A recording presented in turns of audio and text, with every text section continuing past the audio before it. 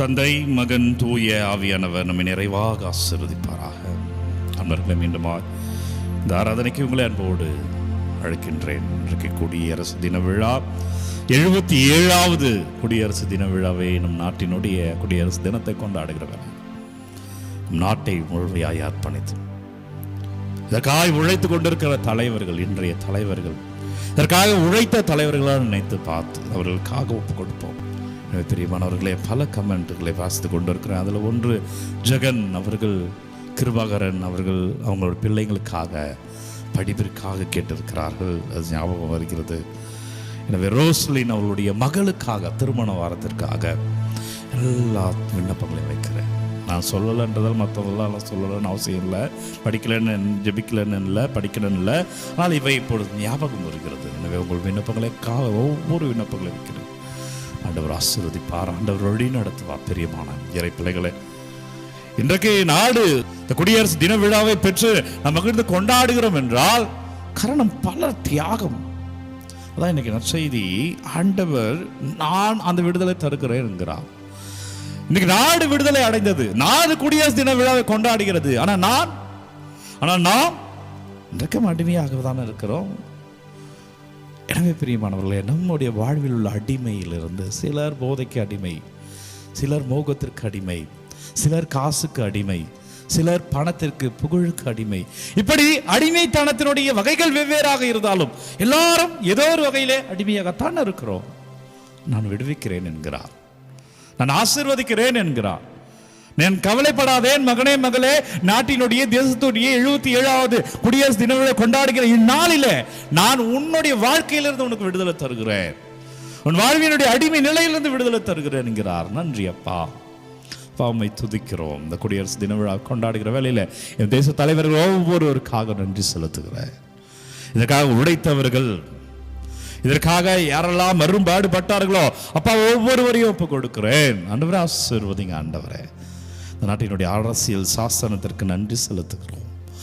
நாட்டினுடைய அரசியல் சட்ட திட்டங்கள் இன்னும் தூய்மையாய் கடைபிடிக்கப்பட ஒப்பு கொடுத்து ஜெபிக்கிறோம். இந்த நாடு இன்னும் தூய்மையாய் மாற வேண்டும் என்று அப்பா அர்ப்பணித்து ஆராதிக்கிறோம். ஆண்டவரே, நாட்டை ஆசீர்வதிங்க. நாட்டில் வறுமையில் உள்ள ஒவ்வொரு பிள்ளைகளும் அபிஷேகமாய் இருக்கும்படியாக ஒப்பு கொடுத்து ஜெபிக்கிறேன். ஆசீர்வதிங்க. ஒவ்வொரு மதத்தில் உள்ள சகோதர சகோதரிகள் ஒவ்வொருவருக்காகவும் ஒப்பு கொடுக்கிறேன். பல்வேறு மொழிகளை பேசுகிற நாடாக இந்த நாடு இருக்கிற ஒவ்வொரு மொழிகளையும், நாட்டில் பயன்படுத்தப்படுகிற புழக்கத்தில் இருக்கிற ஒவ்வொரு மொழிகளுமே ஆசீர்வாதமாக இருக்க ஒப்பு கொடுக்கிற ஆண்டவரே, ஒவ்வொரு மக்களையும் ஆசீர்வதிங்க. பிரியமான இறை உறவுகளை, ஆண்டவருக்கு நற்செய்தியில உண்மை உங்களை விடுதலையாக்கும் என்கிறார். The truth will set you free. அப்போ இயேசு சொல்கிறார். இன்றைக்கு யோவான் நற்செய்தி 8வது அதிகாரம் 31 to 36 வரை உள்ள இறைவார்த்தை எடுத்து வாசிங்க. வாசிட்டு வேணா வாங்க. ஆண்டவர் சொல்கிறார், என் வார்த்தைகளை நீங்கள் தொடர்ந்து கடைபிடித்து வந்தால் உண்மையில் என் சீடராய் இருப்பீர்கள். டெய்லி நான் இந்த ஆராதனை வழங்குகிறல, தினசரி தினந்தோறும் அந்த ஆராதனை ஒவ்வொன்றும் எப்படி வைக்கிறேன்னா இறைவார்த்தையை மையப்படுத்தி, அந்த நாளுக்குரிய நற்செய்தியை மையப்படுத்தி. அப்படின்னா அந்த இறைவார்த்தையை யாரெல்லாம் கடைபிடிக்கிறாரோ அந்த ஆராதனை தொடர்ந்து பார்த்து அது அன்னைக்கு தருகிற அந்த மாரல், அந்த செய்தியை பின்பற்ற பிள்ளைகளை நீங்கள் அவர் சீடராய் இருப்பீர்கள், நாம் அவருடைய சீடராய் இருப்போம். எனவே ஒவ்வொரு நாளும் சொல்லப்படுகிற அந்த வார்த்தையை முடிஞ்ச அளவு கடைபிடிக்க பார்ப்போம். அவர் நமக்கு விடுதலை தருகிறார், அவர் நம்மை ஆசீர்வதிக்கிறேன் என்கிறார். அப்ப அவர் சொல்ற பாருங்க, தொடர்ந்து சொல்கிறார், உண்மை உங்களுக்கு விடுதலை தரும். The truth will set you free. ஒருவேளை நீங்க ஒரு கஷ்டமான நெருக்கடியான சூழல்ல இப்ப நீங்க இருக்கலாம்.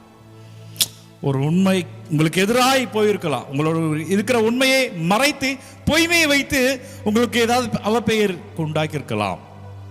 அல்லது நீங்க வாழ்கிற சூழலில் நீங்க ஒரு சுதந்திரமாக இல்லாத ஒரு சூழலில் இருக்கலாம் என்று சொல்றார். நான் தான் அந்த உண்மை, நான் உனக்கு விடுதலை தருகிறேன், நீ அப்படியே இரு, நீ ஜெபம் பண்ணிட்டே இரு, நீ செய்கிற நன்மை காரியங்களை அல்லது நீ செய்ய நிற்கிற நல்ல நிகழ்வுகளை என் மகளே என் மகனே நீ செய்து கொண்டே இரு, நான் விடுதலை தருகிறேன், நான் அவனை ஆசீர்வதிக்கிறேன். The truth will set you free. உண்மை உனக்கு விடுதலை அளிக்கும் என்றார். யூதர்கள் அவரை பார்த்து, உங்களுக்கு விடுதலை கிடைக்கும் என நீர் எப்படி கூறலாம்? அவங்க உடனே கேட்கிறாங்க, விடுதலை தரேன்னு இயேசு சொல்கிறார். அப்போ இவன் கேட்கிறாங்க, யூதர்கள், நீ எப்படி அப்படி சொல்லலாம்?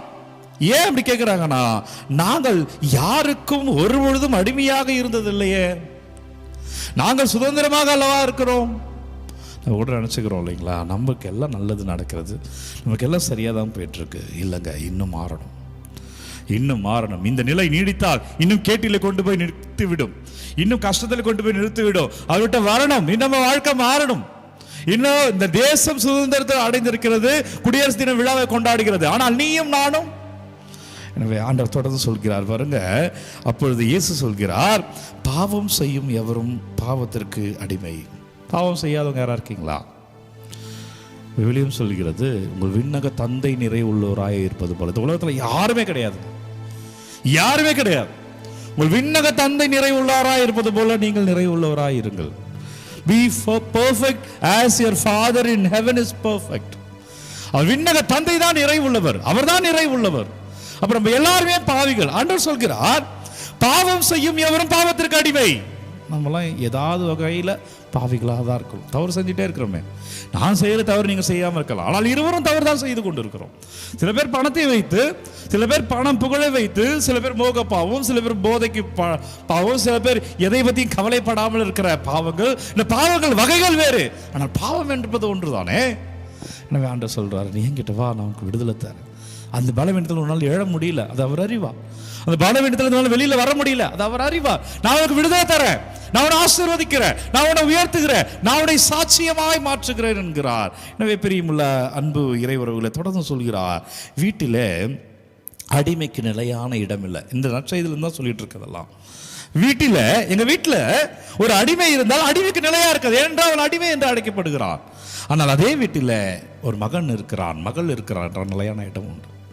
உங்க வீட்டில் ஒருத்தவங்க வேலை செய்யறாங்க, அவங்களுக்கு அந்த வீட்டில் இடம் இருக்காது, அவங்க வேலை செஞ்சுட்டு போயிடணும், வேலை செய்வதற்கு பணம் கொடுக்கப்படும். ஆனால் அந்த வீட்டுடைய பிள்ளையா நீ இருந்தா உனக்கு நிலையான இடம் ஆயிற்று. நீ ஏன் வேலைக்காரராக இருக்க நினைக்கிற? நீ ஒரு பிள்ளையா இருந்துரு. நீ ஏன் இந்த உலகத்துக்கு வேலைக்காரராக இருக்கணும்னு நினைக்கிற? நீ அவருடைய மகளா இருந்துரு, நீ அவருடைய மகனா இருந்துரு. அவருடைய விடுவிக்கிறார். அதுக்கு என்ன ஃபாதர் பண்ணணும்? ஜெபித்தால் போதுமானது, ஜெபமாலை சொன்னால் போதுமானது, திருப்பலிக்கு சென்றால் போதுமானது. ஜெபிக்கலாம். அப்பா நன்றி, வல்லவரே நன்றி, நல்லவரே நன்றி. அப்பா விடுதலை தாங்க ஆண்டவரே, ஆசீர்வதிங்க ராஜா. என் தேசத்திற்காய் ஜெபிக்கிறேன் ஆண்டவரே. நல்ல தலைவர்களை இன்னும் வல்லமையில், இன்னும் அபிஷேகத்தில் நாட்டை நல்ல வழியில் நடத்தக்கூடிய ஆசீர்வாதத்தை தலைவர்கள் மீது பொழிந்தல்வீராக. அப்போ ஒவ்வொருவரையும் ஒப்பு கொடுக்கிறேன் ராஜா. பிள்ளைகள் அனுப்புகிற விண்ணப்பங்கள், பிள்ளைகளோட தேவைகளெல்லாம் பார்த்து வைக்கிறேன், நீங்கள் வழி நடத்துங்க, ஆசீர்வதிங்க. எனவெல்லாம் கட்டுகளோடு இருக்கிறாங்களோ உங்கள் கட்டுகள், உங்கள் கஷ்டங்கள், உங்கள் பலவீனங்கள் என்னவோ ஒப்பு கொடுங்க. எதுலேருந்து உங்களால் வெளியில் வர முடியல ஒப்பு கொடுங்க.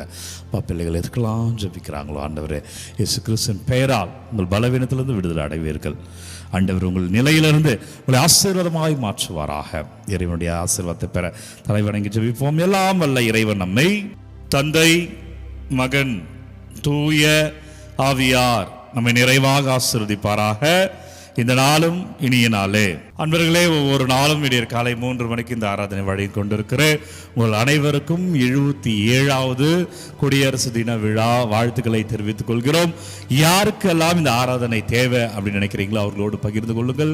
உங்கள் விண்ணப்பங்களை கமெண்ட்டில் அனுப்ப உங்களுக்காக நான் தொடர்ந்து ஜெபிக்கிறேன். God bless you. Take care.